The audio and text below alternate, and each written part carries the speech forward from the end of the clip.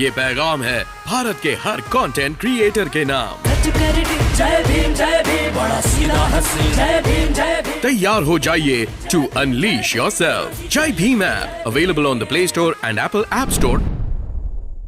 नमस्कार, आप देख रहे हैं फोरम 4। साहिबाबाद विधानसभा क्षेत्र में अभी हम पहुंचे हुए हैं। यहाँ पर मनमोहन गामा जो हैं खड़े हुए हैं और ओवैसी की पार्टी से। क्या कुछ कहना चाहते हैं सर? आज ओवैसी का यहाँ पे प्रेस कॉन्फ्रेंस होने वाला है और आप जिस पार्टी से खड़े हुए हैं, क्या कुछ कहना चाहते हैं? देखिए, आज जब मेरा महबूब आ रहा तो मैं क्या कहूँगा, कहेंगे तो वो और सुनेगी पूरी आवाम। लेकिन मैं इतना ज़रूर कहना चाहूँगा आपके माध्यम से साहिबाबाद की जनता को कि ये मेरे साहिबाबाद के मतदाताओं, आपने अब तक 3 बार विधायक चुना है और वो विधायक आपकी ताकत को पाकर आप पे ही जुल्म करने का काम किया है। आपके दर्द को अपना दर्द महसूस नहीं किया, अपना घर भरने का काम किया है। पहली बार एक गरीब का बेटा, मजदूर का बेटा, जिसे ताकत देने के लिए ओवैसी साहब आ रहे हैं। आप अपने सेवक को चुने, विधायक को न चुने।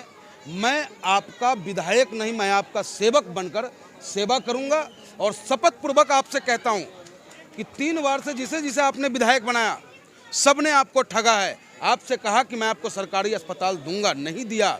मैं ओवैसी साहब का सिपाही शपथ पूर्वक कहता हूं आपके चैनल के माध्यम से, अगर जनता ने ताकत दी, मेरी प्राथमिकता में सरकारी अस्पताल होगा। अगर मैं न दे सका तो 2027 में चुनाव नहीं लड़ूंगा। दूसरी बात, कोरोना वैश्विक महामारी के दौरान आपने देखा होगा कि अभिभावकों का दर्द एक अलग ही था। जिसके भी बच्चे स्कूलों में पढ़ते थे, प्राइवेट स्कूल के स्वामियों ने किस प्रकार से गुंडागर्दी और तानाशाही करने का काम किया। अगर आप साहिबाबाद के अभिभावकों हमें ताकत दिया तो इन प्राइवेट स्कूल के स्वामियों की गुंडागर्दी पे लगाम लगाने का काम करूंगा। आप सपा से क्यों नहीं खड़े हुए? ओवैसी की पार्टी से क्यों खड़े हुए? समाजवादी पार्टी दरअसल अपने जो समाजवादी विचार है उससे वो भटक करके पूंजीवाद की ओर चला गया। आपने देखा कि वर्तमान में जो केंद्र की सरकार है, चंद उद्योगपतियों को खुश करने के लिए किसान बिल लाया था, तो हिंदुस्तान का किसान सड़कों पे नजर आया। वैसे ही जब हमें लगा कि समाजवादी पार्टी अब समाज की बात नहीं कर रहा, वो पूंजीवाद की बात कर रहा है, तो जब भी पूंजीवाद का हस्तक्षेप राजनीति में होने लगे तो मेरे साथियों समझ लेना कि आपके अधिकारों का हनन होने वाला है।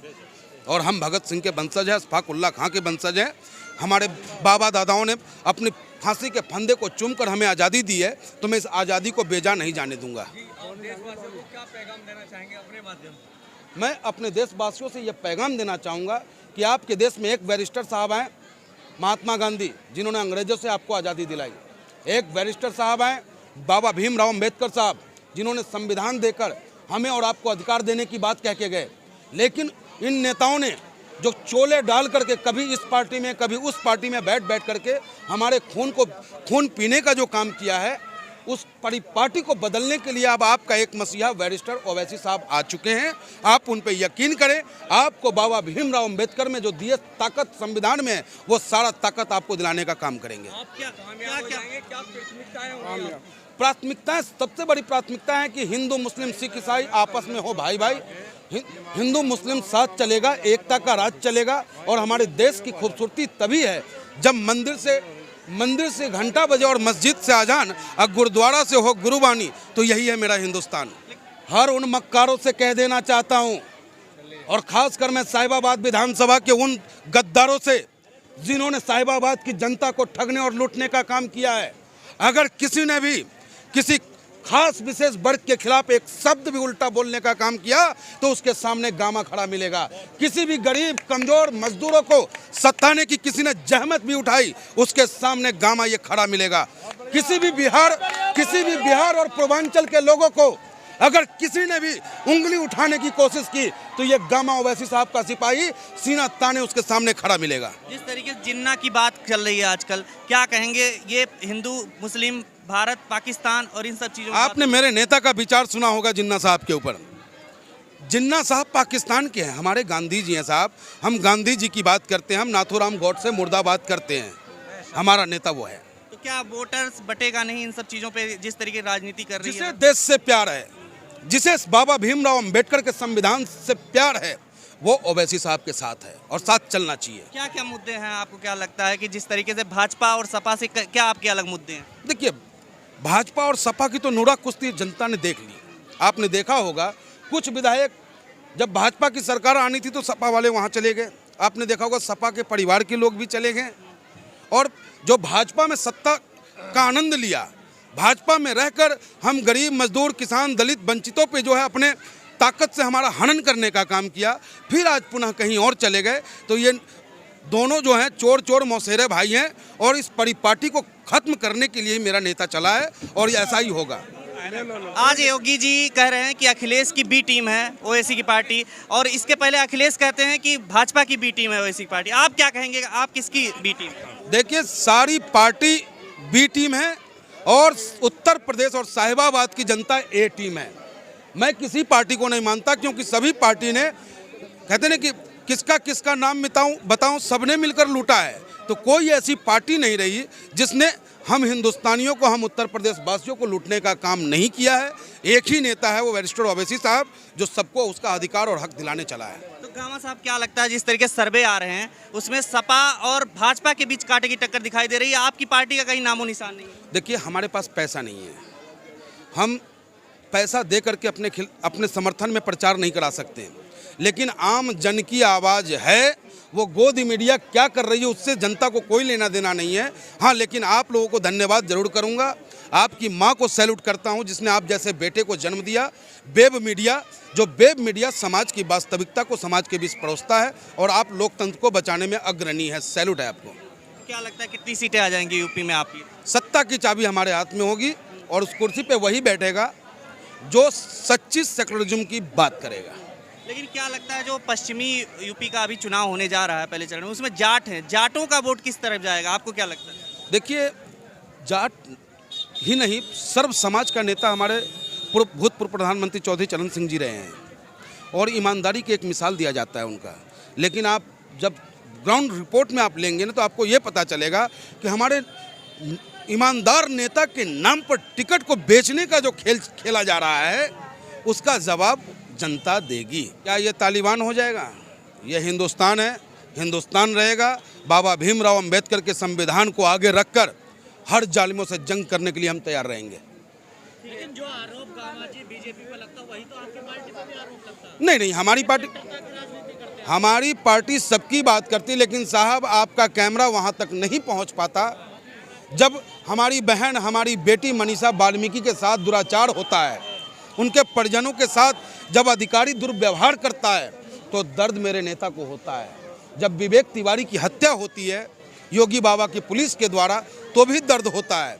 जब गुप्ता जी की हत्या योगी बाबा के गृह जनपद में हो जाता है, तो भी मेरे नेता की आंखों से आंसू छलकता है। लेकिन आपका कैमरा सिर्फ इतना ही दिखाता है कि ओवैसी साहब ने कहा है पहलू खान के साथ जुल्म हुआ। तो इस परिपाटी को आप लोग बदल दें। देश एक है, देश एक रहेगा और देश आगे बढ़ता रहेगा। गामा जी सपा के लिए काम करते रहे, आखिर क्या वजह रही जो मजलिस का हाथ थामना पड़ा? जब आपका मकसद क्या होता है? राजनीति करने का दो ही मकसद होता है, या तो आप अपने आप को बचाने के लिए राजनीति करते हो, या फिर आप दूसरों के लिए राजनीति करते हो।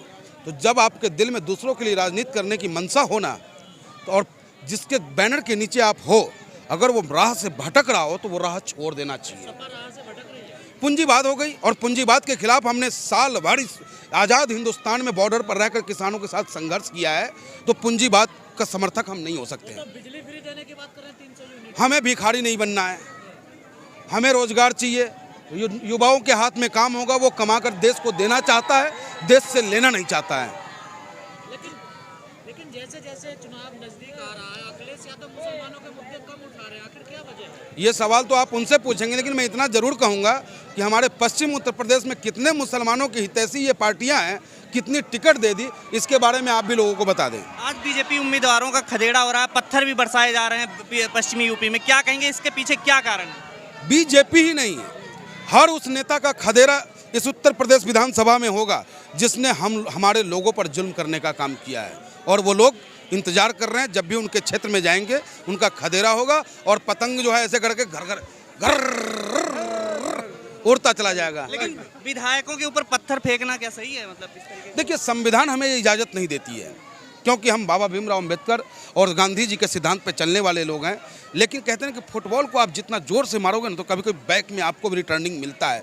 तो घटना घटती है, उस घटना के लिए मैं अपील करता हूं आपके माध्यम से कि आप पत्थर की जगह फूल मारे उनको। लेकिन तमाम लोग कहते हैं कि ओवैसी जो है ना वो बीजेपी की बी टीम के लिए काम कर रहे हैं। हम कह रहे हैं कि सारी पार्टियां बी टीम है, क्योंकि ओवैसी साहब से लोगों का जो मक्कार लोग हैं, जो खूनी भेड़िया हैं, जो जनता के खून को पीकर और रात में बड़ी जोर से हंसते हैं कि आज की इतने मर गए और इतने बच गए, ऐसे लोगों का जमीन खिसकता नजर आ रहा है। और मेरा नेता लोगों की आवाज़ बनकर वोट कटवा का काम करेंगे। हम जीतने वाले हैं साहब। जनता सिर्फ 10 मार्च का इंतजार कर रहा है और उसे पता है कि मीम का झंडा लखनऊ में लहराने वाला है। आपको टिकट नहीं मिला तो आप सपाबुरी हो गई आपकी। नहीं, टिकट हमारी, आप मेरी हैसियत अगर आप वाकई में देखना चाहोगे, ये मकान मैं किराए पे हूँ, मेरा अपना मकान नहीं है, एक कमरे का में मैं रहता हूँ। 22 साल से मैं राजनीति कर रहा हूँ, कई सरकारें हमने देख ली। अगर दौलत का लालसा होता तो कई मकान हमारे भी होते। लोगों का जो कारवा आप देख रहे हैं, कहीं ना कहीं हमने उनकी मदद की होगी। कहीं ना आपको अभी पता पड़ा कि पूंजीवाद होगी समाजवाद, पहले से पता नहीं, पहले से नहीं था। हमें यह था कि ये लोहिया जी के विचार पे चलने वाली पार्टी है। लोहिया जी कहा करते थे कि भाई जाति बदलो, जाति तोड़ो, दूर किनारे बैठे हुए लोगों को नज़दीक लाने का काम करो। लेकिन जब हमें ऐसा महसूस हुआ कि नहीं, ये पार्टी सिर्फ उद्योगपतियों को ही आगे लाने का काम कर रही है और उद्योगपति अपने हित में ही निर्णय लेगा। आपने देखा कि केंद्र में जो आज राज्यसभा सांसद हैं, 80% लोग पूंजीपति हैं। बिहार की तरह खेल तो नहीं बिगाड़ा था ओवैसी यहाँ पे। बिहार में हमने अपना खेल बनाया, मेरा प्रचार करें। आप क्यों दूसरे का प्रचार कर रहे हैं? हमने 12 में 5 जीता है। अगर हम आपका लक्ष्य बीजेपी को हराना है ना? बीजेपी को हराना नहीं, बीजेपी ने और सपा कांग्रेस बसपा जो भी कुकृत्य किया है उससे हमें इन लोगों को आज़ादी दिलाना है। बीजेपी से हमारा कोई लड़ाई नहीं है, सपा से कोई लड़ाई नहीं है। हमें लड़ाई है जो बाबा भीमराव अंबेडकर ने जो अधिकार दिया, वो अधिकार दिलाने की लड़ाई है। वो लड़ाई लड़ने हम चले। लास्ट में विलय हो सकता है किसी पार्टी में? विलय का क्या सवाल उठता है साहब? जनता हमारे साथ और विलय हम कर ले, संभव ही नहीं है। अगर 1-2 सीट आए किससे गठबंधन हो? 1-2 सीट क्यों आएगी? 70 सीट हमारी आ रही है, 70 सीटों पे आ रही है, हमारी ताकत आ रही है 70 सीटों का जी। अखिलेश यादव कह रहे 400 प्लस, तो आपके 70 कैसे आ जाएंगे? अब योगी बाबा से पूछिए कि वो कितना प्लस कर रहे हैं, कब मठ में जा रहे हैं, उनसे ही पूछ लीजिए। योगी जी कह रहे हैं जो पैसा कब्रिस्तानों में लगता था ना, अब विकास में लगा रहे हैं। ये जिस गाजियाबाद के साहिबाबाद विधानसभा क्षेत्र में हम बैठे हैं और इसी गाजियाबाद में एक मुरादनगर है, बड़ा ही दर्दनाक घटना घटा था शमशान में।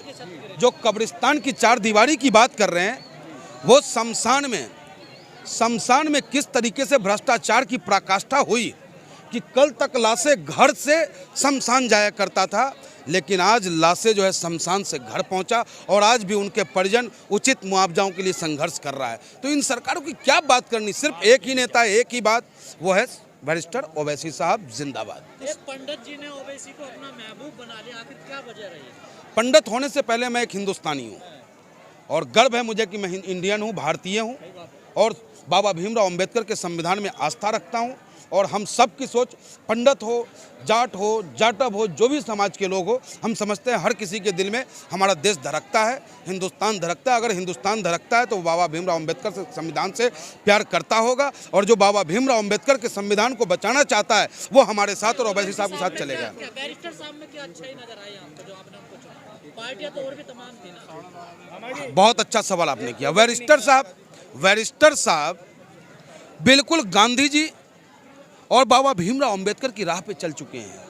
आपको मुद्दतों बाद एक बैरिस्टर आया है जो इन जालिमों से आज़ादी दिलाना चाहता है और हम संघर्ष करने वालों में से हैं, संघर्ष करने वालों के वंशजों में से हैं। इसलिए हम उनके साथ कंधा से कंधा मिलाकर जनता के लिए, देश के लिए संघर्ष करेंगे। जो लोग बाहरी बताते हैं उनके लिए क्या कहोगे? जो लोग ओवैसी साहब को बाहरी बताते हैं, कुछ तो लोग कहेंगे लोगों का काम है कहना, छोड़ो बेकार की बातें, बीत न जाए रहना, पतंग उड़ाने का समय है।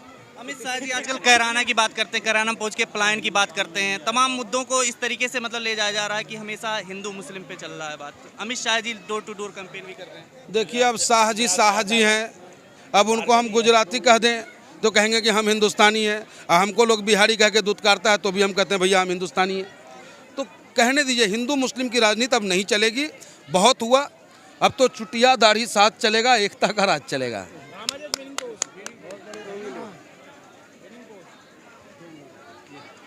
खबरों में बने रहने के लिए फोरम 4 को सब्सक्राइब करें और नोटिफिकेशन पाने के लिए बेल आइकन दबाएं।